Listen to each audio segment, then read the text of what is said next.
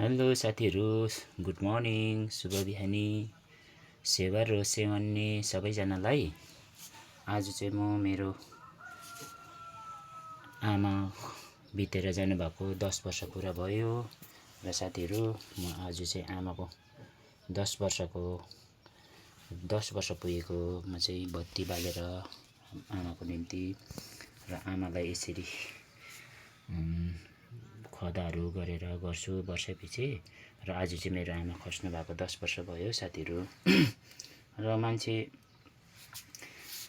यसरी नै बितेर जाने चला हो साथीहरू। मेरो आमा चाहिँ 82 इयर्समा चाहिँ बित्नु भएको र अहिले भए चाहिँ 92 इयर्स पुग्ने थिएछ साथीहरू। दुःख लाग्छ, घरको आमा बाउ भन्ने चाहिँ हामीले पाउँदैनौँ नि त।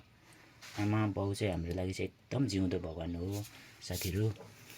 तपाईहरु चाहिँ तपाईहरुको घरमा भएको आमा बाउलाई यति साह्रो पूजा गर्नुहोस्, केयर गर्नुहोस्, किनभने आमा बाउले दिएको आशीर्वाद लाग्छ साथीहरू। र आमा बाउले दिएको आशीर्वाद चाहिँ लाग्छ है साथीहरू। र आमा बाउलाई जसले राम्रो गर्छ, जसले स्याहार सुसार आमा बाउको केयर गर्छ नि, कहिले नराम्रो हुँदैन त्यो छोरा बुहारी कहिले नराम्रो हुँदैन। र म चाहिँ त्यही भन्छु, मेरो चाहिँ आमा बितेर गइहाल्यो, एकदमै राम्रो हुनुहुन्थ्यो मेरो आमा पनि, हामीसँगै एकदमै बस्नुहुन्थ्यो। र साथीहरू अब के गर्नु, मान्छेको चला यस्तै हो र बितेर जाँदो रहेछ। र मेरो आमा आज फेब्रुअरी 16 तारिक चाहिँ 10 वर्ष पुग्यो। 2016 को फेब्रुअरीमा खसेको र 16 तारिक। र आज चाहिँ मेरो आमा 10 वर्ष पुगिसकेको छ साथीहरू। र अब चाहिँ 11 मा लाग्यो, भोलिदेखि मान्छे यति छिटो बितेर जाने समय छ। र साथीहरू हामीले समय हुँदै आफ्नो आमा बाउको केयर गर्नुपर्छ र आमा बाउको मन दुखाउनु हुँदैन, चित्त दुखाउनु हुँदैन। र आमा बाउलाई जसरी भए पनि जे भए पनि खुसी राख्ने कोसिस गर्नुपर्छ है साथीहरू। म चाहिँ त्यही भन्छु साथीहरू।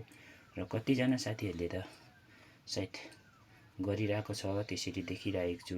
र कतिजनाले अब गर्नु पनि नसक्ला, त्यो आफ्नो आफ्नोमा छ।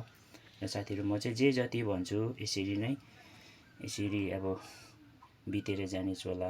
अब हाम्रो आमा बाउ भन्ने त पाउँदैन नि त। तपाईहरूले सबै कुरो पाउनुहुन्छ, तपाईँले जे जस्तो पाउनुहुन्छ, धन सम्पत्ति सबै, छोरा बुढी सबै पाउनुहुन्छ, तर आमा पापा भन्ने चाहिँ पाउनु हुँदैन साथीहरू। र एकदम दुःखको कुरा छ, आजको दिन चाहिँ मेरो दुःखको दिन। र साथीहरू आज बिहान चाहिँ मैले मेरो आमाको फोटोलाई यसरी फुलमाला पूजा गरेर म यसरी तपाईहरु समक्ष देखाउँदैछु। हेर्नुहोस् है, यसरी नै तपाईहरूले पनि आफ्नो जिउँदो आमा बाउ, जिउँदो भगवानलाई सधैँ सेवा गर्नुहोस्। सेवाको फल राम्रो रहनेछ, राम्रो पाउनुहुनेछ। हामीले यसरी आमा बाउको सेवा गरेको छौँ भने साथीहरू, हामीले आमा बाउको सेवा जिउँदो हुँदै, राम्रो हुँदै, जीवन हुँदै गरेको छौँ भने हाम्रो आउने छोराछोरीले पनि हामीलाई त्यसरी नै सेवा पुर्याइदिनेछ भन्दै आजको मेरो सानो यो भिडियोलाई यहीँ समाप्त गर्छु।